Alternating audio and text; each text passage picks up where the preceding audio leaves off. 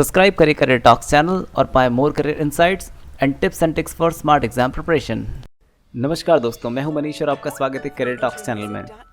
दोस्तों, हम सभी को लाइफ में कई सारी इंपॉर्टेंट डेट्स याद रखनी होती हैं और अगर बात हो हिस्ट्री सब्जेक्ट और उसके एग्ज़ाम्स की तब तो भगवान ही बचाए।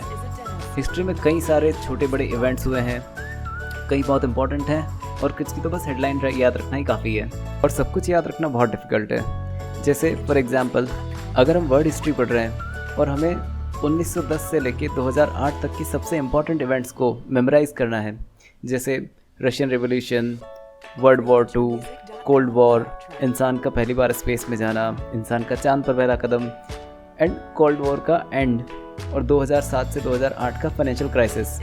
अब आप सोचेंगे कि ये सारे इवेंट्स अलग अलग टाइम पर हुए हैं और सभी अलग अलग एरियाज़ में हैं, तो इन सबको याद कैसे रखें। तो चलिए आज हम बात करेंगे कुछ ऐसी टिप्स और ट्रिक्स की जो हिस्ट्री सब्जेक्ट की स्टडी को थोड़ा और मज़ेदार बना देगी, थोड़ा लॉजिकल अंडरस्टैंडिंग वाला, और साथ ही आप ये सभी ट्रिक्स लाइफ में किसी दूसरे इंपॉर्टेंट इवेंट्स को याद रखने के लिए भी यूज़ कर सकते हैं।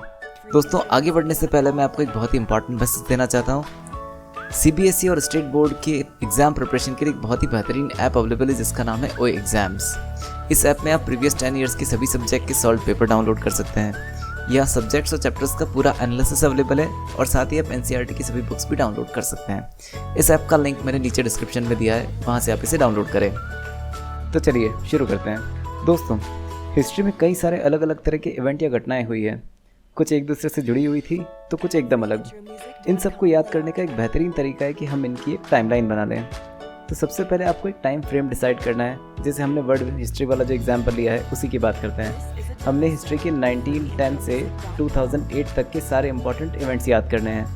सबसे पहले उन सारे इवेंट की एक लिस्ट बना लेते हैं और फिर एक टाइमलाइन बनाकर उस पर डॉट से इन इवेंट का सीक्वेंस इंडिकेट कर देते हैं। अब सारे इवेंट को टाइमिंग की सीक्वेंस में लिख लें। ये करने से आपको इन इवेंट की सीक्वेंस और रिलेशनशिप का भी पता चल जाएगा, जिससे कोल्ड वॉर का स्टार्ट और एंड ईयर में आपको कन्फ्यूज़न नहीं होगा।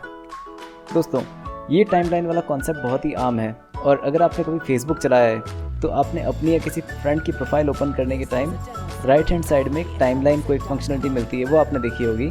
फेसबुक यहाँ आपकी लाइफ के सारे इंपॉर्टेंट इवेंट्स को टाइम की सीक्वेंस में जमा के रखता है और इस तरह हम किसी की भी लाइफ की हिस्ट्री या इंपॉर्टेंट इवेंट को आसानी से जान पाते हैं। इवन टाइमलाइन कॉन्सेप्ट का यूज़ कॉर्पोरेट की प्रेजेंटेशन और टाइम बाउंड प्रोजेक्ट के प्रेजेंटेशन में भी किया जाता है, ताकि कोई भी लेमैन भी टाइमलाइन इवेंट्स के रिलेशनशिप और सीक्वेंस को आसानी से समझ सके।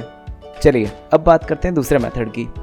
सबसे पहले सबसे बड़े और ज़्यादा इंपॉर्टेंट इवेंट्स को याद कर लें और बाद में उनके साथ लिंक्ड छोटे छोटे या कम इंपॉर्टेंट इवेंट को लिंक कर लें। जैसे इंसान पहली बार स्पेस में कब गया था, ये बहुत बड़ा इवेंट है और उसी से लिंक दूसरा इवेंट है कि इंसान ने चांद पर पहला कदम कब रखा।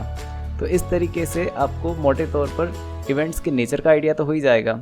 अगर आप कभी भूल भी जाते हैं तो थोड़ा सा हिंट मिलते ही आपको छोटे छोटे इवेंट भी आसानी से याद आ जाएंगे।